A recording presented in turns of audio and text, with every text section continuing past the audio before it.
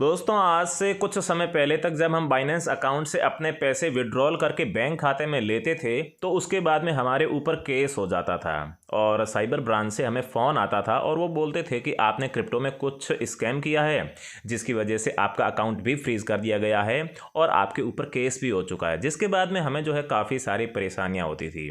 मतलब कि हमारा ही पैसा विड्रॉल करके हमारे ही बैंक खाते में लेने पर जो है हम फंस जाते थे। इसका कारण ये था कि उस समय बाइनेंस अकाउंट या फिर बाइनेंस के एप्लीकेशन पर पैसे विड्रॉल करने का सिर्फ एक ही ऑप्शन था, वो था बाइनेंस P2P।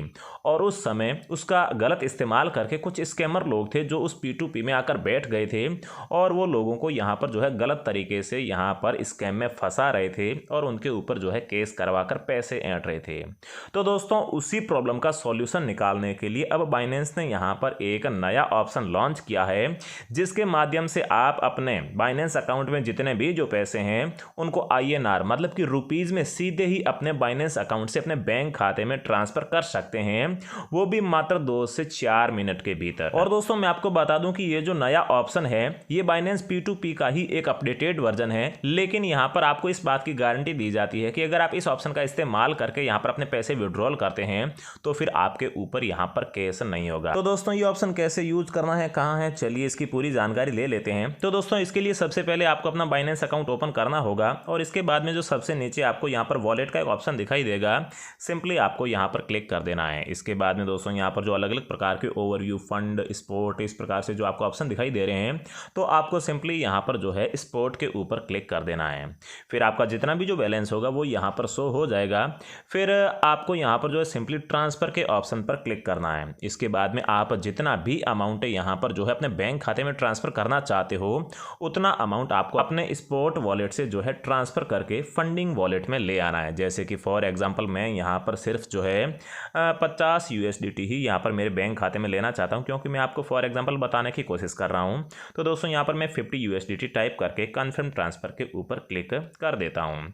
इतना करने के बाद में मैं यहाँ पर अब जो है फंडिंग के ऑप्शन पर आता हूँ। तो दोस्तों यहाँ पर आप देख सकते हैं मेरे यहाँ पर फंडिंग वॉलेट में जो है $50 आ चुके हैं। तो दोस्तों जब आपके फंडिंग वॉलेट में ये जो डॉलर आ जाते हैं तो इसके बाद में आप यहाँ पर देख सकते हैं आपके सामने 4 ऑप्शन दिखाई देंगे, जिसमें से सबसे पहला ऑप्शन है P2P जिसका हम पहले इस्तेमाल करते थे।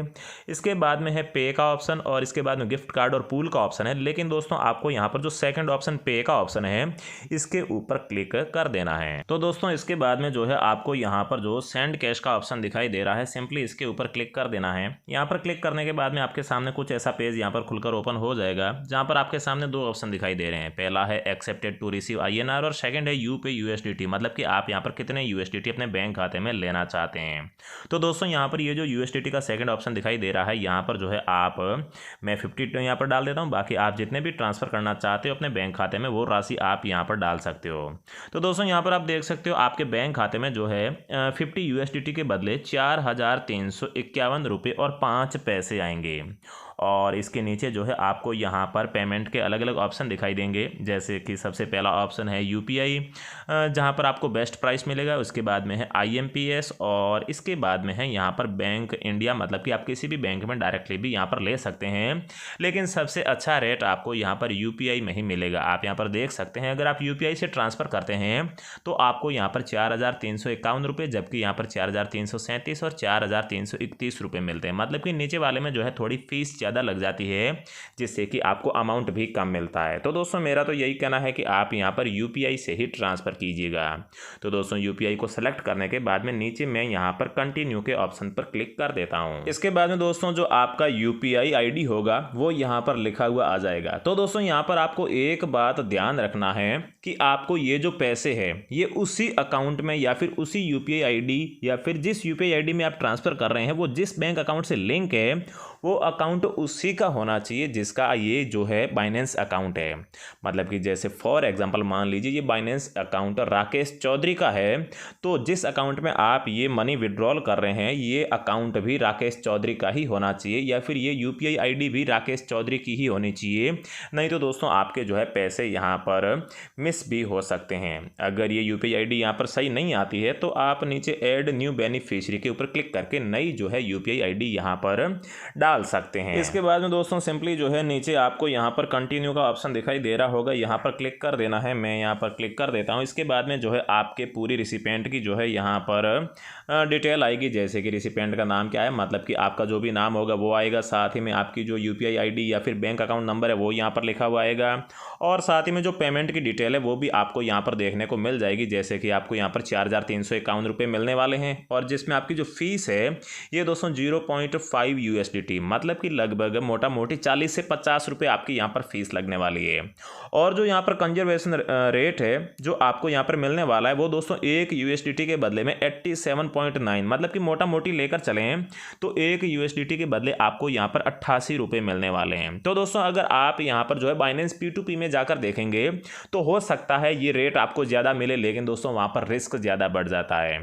अगर फिलहाल अभी मैं यहाँ पर बाइनेंस P2P में जाकर देखूँ, जो मैंने फिलहाल ही देखा है, तो वहाँ पर जो है 1 USDT का प्राइस जो है 92 रुपीज़ के आसपास चल रहा है, मतलब कि मुझे वहाँ पर USDT के 4 रुपये एक्स्ट्रा मिल जाते, लेकिन वहाँ पर रिस्क भी रहता है। तो दोस्तों चलिए ये सारी चीज़ें पढ़ने के बाद में मैं नीचे फिर से कंटिन्यू के ऑप्शन पर क्लिक कर देता हूँ। इसके बाद में आपके सामने कंफर्म करने का ऑप्शन आएगा, सिंपली इसे आपको कंफर्म कर देना है। तो दोस्तों कंफर्म करते ही आपके सामने कुछ इस प्रकार से जो एक पेज खुलकर ओपन हो जाएगा। यहाँ पर आपकी जो है पूरी डिटेल यहाँ पर लिखी हुई आएगी, साथ ही में यहाँ पर आपको एक चैट करने का भी ऑप्शन दिखेगा। तो दोस्तों आपको सिंपली यहाँ पर क्लिक कर देना है, और यहाँ पर जो भी बायर है, जो बायर P2P का, ये मैंने जैसा कि आपको पहले ही बताया है कि ये P2P का ही एक अपडेटेड वर्जन है, तो बायर्स आपसे यहाँ से जो है बात भी कर सकता है। जैसे कि यहाँ पर इसने मुझे मैसेज भेजा है, आर यू ऑनलाइन, मैं लिख देता हूँ यस। इस प्रकार से जो आपको इससे बात करनी है, जो भी ये डिटेल मांगता है वो दे देनी है, और आसानी से आपका जो है पेमेंट रिसीव भी हो जाएगा, जिसके बाद में आपको यहाँ पर जो आपके USDT है उन्हें आपको रिलीज़ कर देना है। और दोस्तों यहाँ पर मुझे अभी जो है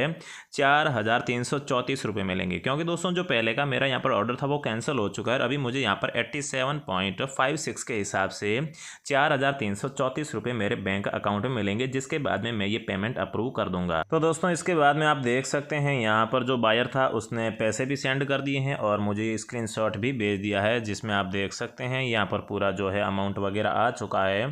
और इसके बाद में आप यहाँ पर अगर ऊपर देखेंगे तो पेमेंट रिसीव्ड का एक ऑप्शन आ रहा है, आपको सिंपली यहाँ पर क्लिक कर देना होगा, या फिर आप इसे बैक करेंगे तो भी यहाँ पर जो है पेमेंट रिसीव का यहाँ पर नीचे जो ऑप्शन है ये भी आपके सामने जो है ओपन हो जाएगा। अगर ये ओपन नहीं होता है तो आप सिंपली यहाँ पर चैट में जाकर यहाँ से जो है पेमेंट को रिसीव्ड कर सकते हैं। इसके बाद में जो है आप यहाँ पर I have received and verified the payment, यहाँ पर क्लिक करके सिंपली कन्फर्म रिलीज के ऊपर क्लिक कर देना है। तो दोस्तों बस इतना सा काम है, और इसके बाद में आपके फ़ोन नंबर या फिर जो ईमेल वगैरह है वहाँ पर OTP आएगा, जिसे आपको सिंपली यहाँ पर डाल देना है, और आपका पूरा प्रोसेस यहाँ पर कंप्लीट हो जाएगा।